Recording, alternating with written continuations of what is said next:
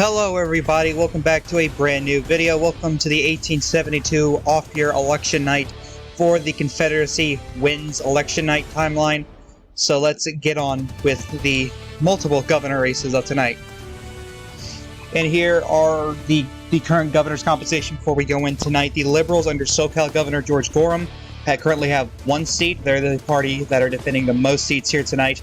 The moderate party led by Arkansas Governor Augustus Garland, they have 2 seats, and the conservative party led by Georgia Governor James Smith, they're at 6 seats.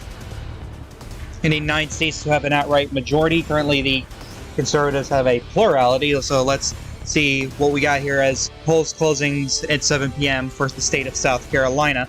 And as we project, Wade Hampton will easily win re-election to a second term as the governor of South Carolina. He is considering a run for president next year. We'll just have to wait and see if he announces a run. But as of right now, Wade Hampton will be re-elected as governor of South Carolina.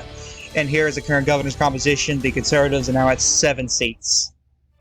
It is now 7:30 p.m. We now have poll closings out of the state of North Carolina. And out of North Carolina's governor race is currently too close to call. Incumbent Governor Todd Caldwell is currently leading by around 2 points over moderate David Reed as well as liberal Augustus Merrimon. And there is no change on the governor's composition as of right now. It is now 8 p.m. and the following states have poll closings. Out of Alabama's governor race, it's currently too close to call. Robert Lindsey, not the incumbent governor, that's William Smith. Robert Lindsey, the conservative in this race, is currently leading by 6 points over incumbent moderate governor William Smith at 32% and liberal David Lewis at 30%. It's pretty much anyone's game right now, as we're only at 1% of polls being reported in right now. Out of Florida's governor is currently too close to call. Liberal. Sorry about that. Out of Florida's governor race, it is currently too close to call. Liberal William Bloxham is currently leading by around 8 points over conservative Edward Perry, as well as moderate Ocean Hart. And out of Missouri's governor race, is currently too close to call. Incumbent governor liberal Joseph McClurg currently has a 12-point lead, a very impressive lead over moderate Silas Woodson and conservative Charles Hardin. In North Carolina, we have an update now. Moderate David Reed is currently in a statistical tie with Governor Todd Caldwell, while Augustus Merrimon is in a distant third. Out of the governor's composition, there is no change right now. It is now 8:30. We now have polling updates. And we can now make a projection that out of Missouri's governor race, Joseph McClurg will win re-election to another term, winning re-election by around 6 percentage points, a big victory for the Liberal Party. Out of North Carolina's governor race, David Reed will be elected to his first term as governor, a flip for the moderate party, as Reed will end up winning this race by around 2 percentage points. And out of Alabama's governor race, still too close to call, Robert Lindsey currently leads still over the incumbent governor by around 7 points. Lindsey at 39%, William Smith at 32%, and David Lewis at 29%. Out of Florida's governor race, still too close to call, William Bloxham currently still leading in this race, has a 5-point lead over Edward Perry, while Ocean Hart's in a distant third at 29%. And at the governor's composition, there is a change. The Liberals are now at 2 seats, the moderates are at 3 seats, and the Conservatives are at 7 seats. It is now 9 p.m. and the following states have poll closings.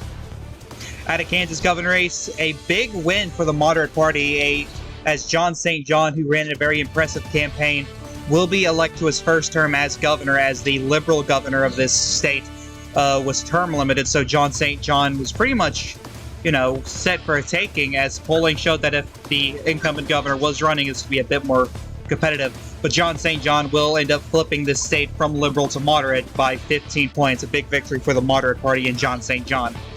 Out of Louisiana's governor race, currently too close to call, incumbent governor William Kellogg, scratch that, not the incumbent governor, scratch that, I apologize. William Kellogg is at 42%, while conservative John McHenry is at 31%, and moderate Taylor Beatty is at 27%, not 27 cents, don't mind me. Out of Alabama's governor race, we can now make a big projection for the conservative party, as Robert Lindsey has flipped this state from moderate to conservative, righting the wrongs of the past election, as Lindsey will be elected to his first term as governor for the conservative party in Alabama. Out of Florida's governor race, out of Florida, despite it being the most southern state in the union, will continue to have a liberal governor, as William Bloxham will be elected to his first term as governor, succeeding liberal Harrison Reed, who is term limited. And here is the governor's composition. The Liberals are at 3 seats, moderates at 4, and the Conservatives at 8. It is now 10 p.m. We now have polling updates, and we can now project that William Kellogg will be elected as governor of Louisiana, winning this state for the Liberals, keeping it in the Liberal column. However, there has been some conservatives who are calling foul play, so we'll just have to see where that takes them. And we can now project that the plurality will stay with the Conservative Party. They were hoping to flip one more state, and that was Louisiana, probably why they're hollering foul play. But the Conservatives will remain in the plurality in the governor's mansions, as they have 8 seats to the Liberals 5, to the moderates 4.